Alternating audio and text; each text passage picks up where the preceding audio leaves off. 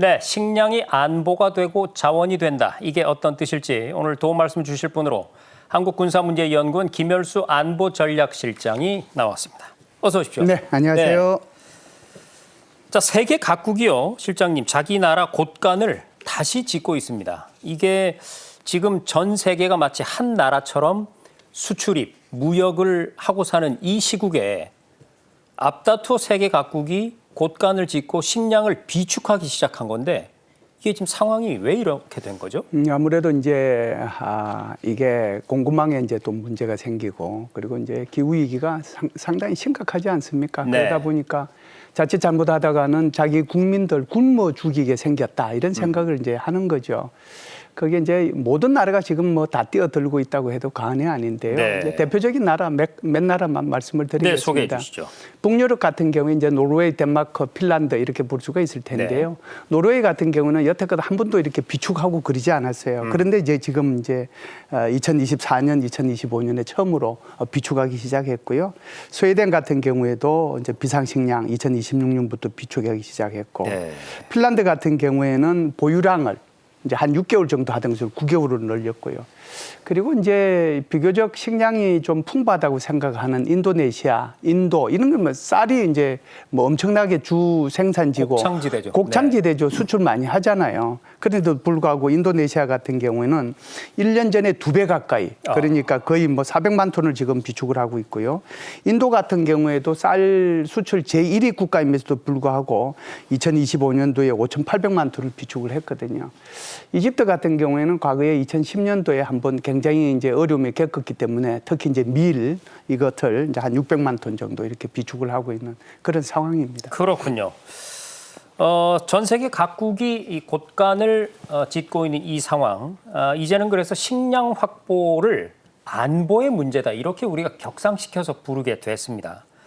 실장님, 이렇게 식량 안보라는 것이 대두되는 근본적인 원인이 어디에 있을까요? 아무래도 이제 두 가지가 이제 결정적인데요. 하나는 공급망 차질이고 다른 하나는 이제 기후 변화죠. 공급망이라고 하는 것이 사실상 지정학적 위험이 생기면 공급망 차질이 다 생겨요. 네. 그러니까 뭐 예를 들어서 우크라이나 전쟁이 일어났다. 지금 또 이란에 무슨 뭐 미국하고 이런 관계가 있다 그러면은 공급망에 차질이 생길 수밖에 없죠. 그리고 이제 또 하나 이제 코로나 사태가 이제 발생했을 때 그때도 이제 공급망에 이제 차질이 생기는 거잖아요. 네. 수출입에 문제가 생기니까 사실상 이것보다도 더 결정적인 것이 바로 기후 변화라고 볼 수가 있을 텐데요.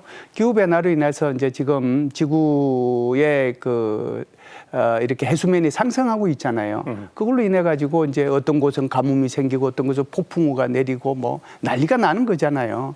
그러다 보니까 이제 경작지가 어떻게 되겠습니까? 경작지가 다 황폐화되고 그렇게 되는 건데 그렇게 되다 보니까 이제 근본적으로 이제 식량이 줄어들 수밖에 없죠. 인구는 늘어나고 기후 변화는 생기고 여기에 대해서 대처는 안 하고 더더군다나 미국 같은 경우에는 기후 변화 해박에서 탈퇴해 버리고 그리고 나니까 오히려 탄소 배출량은 더 많아지는 거잖아요. 네. 그러면 이제 이게 악순환이 계속 생기는 거죠. 기후 변화가 가장 결정적인 이유다 이렇게 볼 수가 있죠. 네, 전 세계 사람들을 공통적으로 힘들게 만드는 문제의 이면에는 이 기후 변화라는 녀석은 빠지는 적이 없는 것 같습니다. 자, 세계은행이 지난해 발표한 전략곡물 비축량 검토 보고서라는 걸 보면은요, 기후로 인한 변동성이 국가 차원에서 식량 문제에 개입하는 가장 큰 요인 중 하나로 나옵니다. 실제로 올해 1월 관측 사상 5번째로 높은 평균 기온 속에 전 세계 곳곳에서 기상 이변이 나타났거든요. 자, 어떤 상황인지 우리 화면으로 한번 보고 얘기를 나누겠습니다.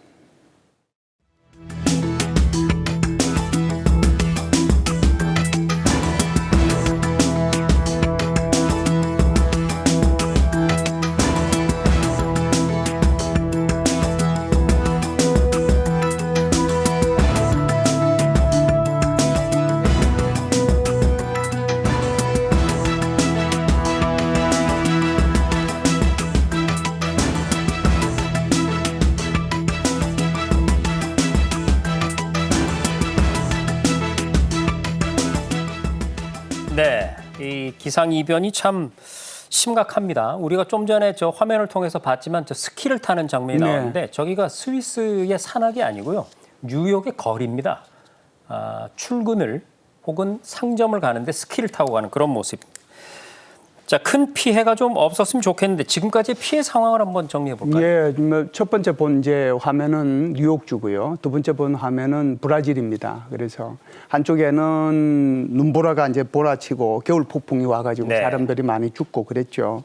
하루에 사실상 뭐 76cm 눈이 내렸으니까 상상을 사실상 초월하는 네. 거거든요. 이게 다 기후 변화의 결과로 이제 이런 이제 현상이 생기는데 그러다 보니까 눈길 사고도 생기고 저체온증도 생기고 그러니까 사람 죽은 것만 뭐 한 30명 이상이 죽었고 네.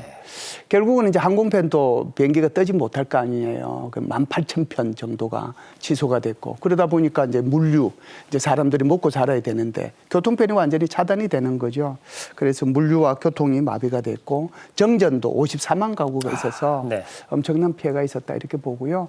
그다음에 이제 브라질 같은 경우는 지금 남동부인데요. 하루에 200mm 폭우가 쏟아졌어요. 그러다 보니까 여기 이제 산사태로 해가지고 한 70여 명이 사망을 했고요. 도로도 끊기죠. 전기 안 들어오죠. 물 공급도 안 되죠. 그리고 이제 수천 헥타르가 다시 침수가 되지 않습니까? 그 침수가 되면 다시 식량에 또 문제가 생기는 거고. 그러니까 이게 기후 변화가 상당히 이제 심각해지고 있다. 나날이 이제 더 심각해지고 있는 그런 상황에 우리가 지금 살고 있습니다. 네.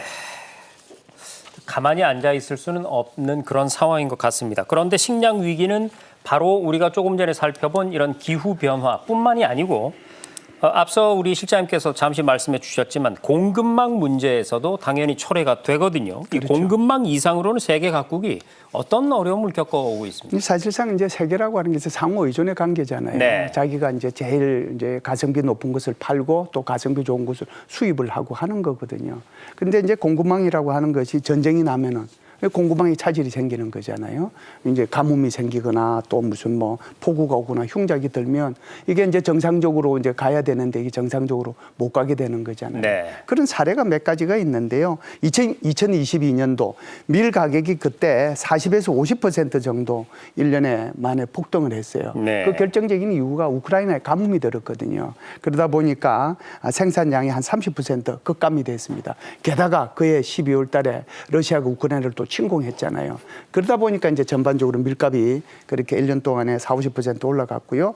2023년도에는 쌀 가격이 폭등한 적이 있습니다. 그때는 인도가 전 세계에서 가장 이제 쌀 수출을 한 40% 정도 하니까 제1위 국가죠. 그런데 인도가 쌀 수출을 금지했어요. 그럼 이게 어떻게 되겠습니까? 난리가 나는 거죠. 그래서 이제 아시아, 아프리카 이런 데서 쌀값이 아주 폭등을 했죠.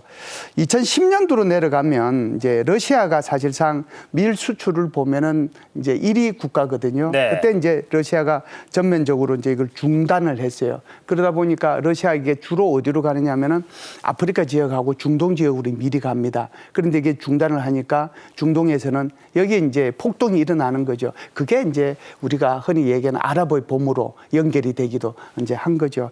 2008년도에도 사실상 이런 일이 있었습니다. 그때는 이제 글로벌 금융위기가 있었지 않습니까? 그렇죠. 그때는 이제 1억 명이 뭐 빈곤 상태에 있었다 할 정도로 공급망이라고 하는 것이 굉장히 이제 그렇게나 중요하죠. 중요해요. 네.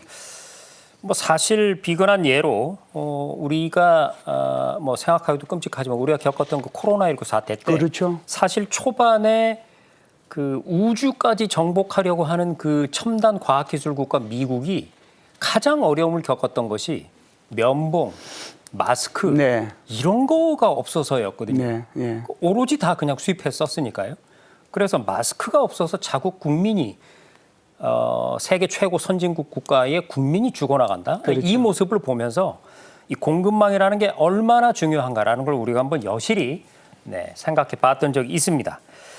자, 식량 문제를 쉽게 파악을 하려면 어떤 지수 같은 걸 보면 되겠죠. 식량 안보 지수라는 게 있습니다. 글로벌 정치경제 분석기관이죠. 이코노미스트 인텔리전스 유닛. 여기서 식량 공급 능력, 품질 이런 걸 종합적으로 평가하고 있는데 자, 실장님, 우리나라의 식량 안보 지수는 현재 어느 정도인지 궁금하네요. 예, 우선 뭐 가장 지금 식량 안보 지수가 튼튼한 나라가 이제 호주라고 보죠. 네. 91.2% 정도 되니까 그 뒤를 이어서 캐나다, 미국, 프랑스가 있고요.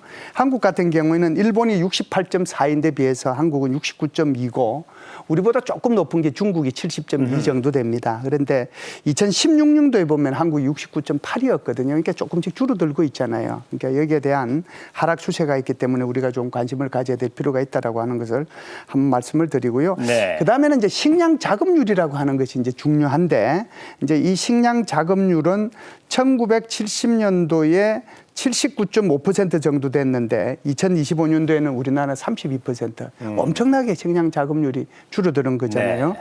경작지 면적도 이제 굉장히 줄어들고 그래서 한국이 사실상 전 세계에서 7번째로 곡물을 많이 수입하는 나라입니다. 무려 1,700만 톤을 수입을 하거든요. 그래서 쌀 자급률 같은 경우는 워낙 요새 뭐 노인분들도 그렇지만 젊은이들 쌀 안 먹잖아요. 그래서 쌀 같은 경우는 자급률이 한 84.6% 되지만 밀, 콩 이런 것들은 거의 뭐 1%, 뭐 4%, 그러니까 옥수수는 한 4%, 콩은 한 23%그 정도 되니까 자급률이 굉장히 떨어져 있는 그런 상황이죠. 네, 그 정도로 자급률이 떨어지고 우리가 많이 곡물을 수입한다는 이야기인즉슨 만약에 어떤 비상사태로 인해서 공급망이 마비되거나 한다면 끊기거나 한다면 국민들이 바로 굶게 된다는 그런 그렇죠. 얘기거든요. 네. 자, 식량 안보라는 것은요. 이제 민심을 반영하는 정치의 영역에서도 큰 위력을 발휘하고 있습니다.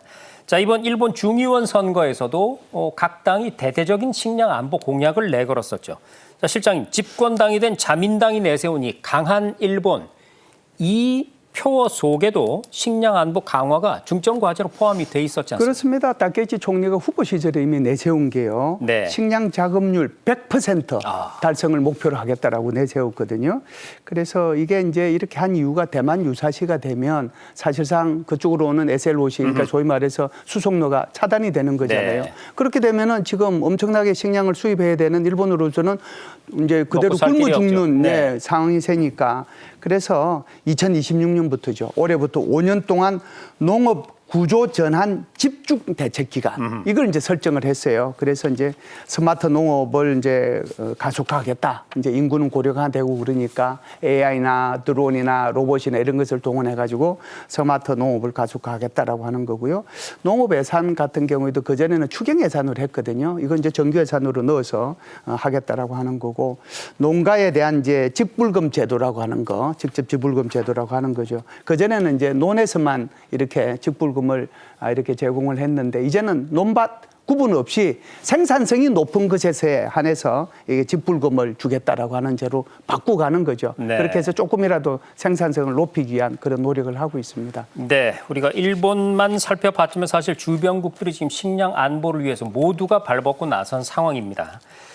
자, 이런 상황, 이 식량 안보 강화를 위해서 우리 정부도 결코 손 놓고 있지는 않죠. 그렇죠. 최근에 발빠른 행보를 계속해서 보여주고 있는데 우리 정부의 최근의 구체적인 움직임들을 좀 정리해 주시죠. 한 서너 가지로 얘기할 수 있는데 네. 우선 이제 예산을 대규모로 편성을 했습니다. 그래서 농림축산부 예산이 올해 같은 경우는 20조 원이에요. 그러니까 이게 식량 안보를 위해서 비축 물량을 좀 이제 늘리겠다라고 하는 거고 또 전략 작물에 대해서는 이제 직불금을 좀 향상시켜 주겠다. 그렇기 때문에 이제 이렇게 예산을 늘렸다는 게 이제 첫 번째고요.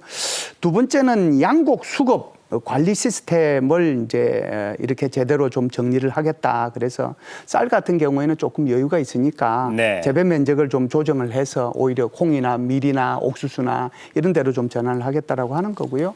세 번째는 이제 일본에서 하고 있는 것처럼 스마트 이제 농업, 스마트 팜이라고 얘기를 하죠. 결국은 이제 AI 드론, 뭐 로봇 이런 것들을 이용을 해서 뭐 고령화가 되고 있으니까 우리도 네. 이제 어쩔 수 없이 그쪽으로 가야 되는 거잖아요. 그쪽으로 이제 좀 육성을 하겠다라고 하는 거고 네 번째는 이제 외국과 농업 분야의 협력을 강화하겠다라고 하는 건데 이번에도 이제 브라질의 룰라 대통령 오셨잖아요. 네. 그래서 브라질하고도 이게 농업 분야 MOU를 체결을 했거든요.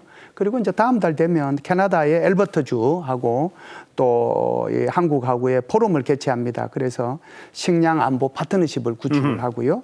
뭐 아랍에미레이트도 이제 우리가 또 지원해 줄 건 지원해 주고 그렇게 함으로써 조금이라도 뭔가를 좀 확보하기 위해서 정부가 지금 전방위적으로 노력하고 있다. 이렇게 말씀드릴 수 있습니다. 네, 국내적으로 그리고 또 외교적으로 발빠른 움직임을 우리 정부도 보이고 있다. 자, 하지만 이 식량 안보 문제는 사실상 일거에 해결되는 문제가 아닙니다. 그만큼 장기적인 관점에서의 준비가 필요해 보이는데, 자, 실장님, 앞으로 이 문제에 우리는 어떻게 좀 대응을 해 나가야 될까요? 예, 정확하게 말씀을 하셨습니다. 이게 단기적으로 해결될 수 있는 게 아니에요. 중장기적으로 이제 해결돼야 될 문제가 있는데 우선 제일 중요한 것이 법과 제도입니다. 그런데 지금 우리 한국 같은 경우에는 식량안보법이 없어요.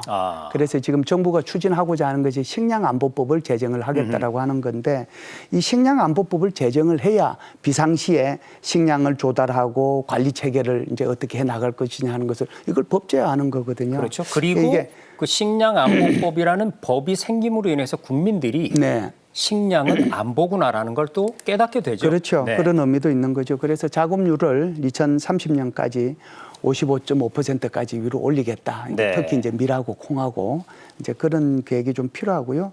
두 번째는 식량 조달을 위한 조기 경보 체계. 그러니까 지금 어느 지역에서 지금 가뭄이 나고 어느 지역에서 홍수가 나서 이쪽으로 원래 수입하도록 돼 있는 게 뭐 이렇게 줄어들고 하는 것은 그 조기 경보 체계가 구축이 돼 있어야 되거든요. 공급망 조기 경보 그렇죠. 체계군요. 그래야 이제 수입 루트도 또 다변화시킬 수 있고 그런 것들이 필요하지 않느냐라고 보고요. 한국 자체에서 해야 될 것은 아무래도 스마트팜 확산할 수밖에 없습니다. 그리고 이제 종자 개량해야죠. 네. 끊임없이 이제 우리 한국 토양에 맞는 이런 것들이 이제 이루어져야 되는데 지금 정부에서도 이런 것들을 하기 위해서 다양한 노력을 하고 있는 것 같습니다. 네, 잘 알겠습니다. 사실 지금도 7억 명의 세계 인구가 기아로 힘들어하고 있습니다. 비단 안보 문제뿐만이 아니고 인도적 차원에서도 세계 식량 문제는 조속하게 힘을 모아서 해결을 해야 될 것 같습니다. 지금까지 도움 말씀에 김열수 안보전략실장이었습니다. 실장님 고맙습니다. 네, 감사합니다.